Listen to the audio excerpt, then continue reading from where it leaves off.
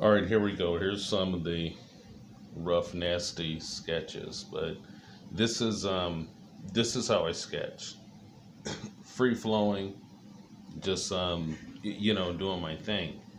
Thinking about what it is that I want to do. What I'm going to do is I'm going to work some of these up, and you can see what's happening there. As I sketch, I'm just pushing the lines around. But you see this one right here? See how horrible that is?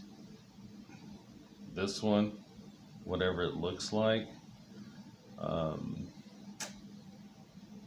I think this one has the flow and the flavor that I'm looking at. I'm a violent sketcher. That's just how I get down. So look forward to more soon.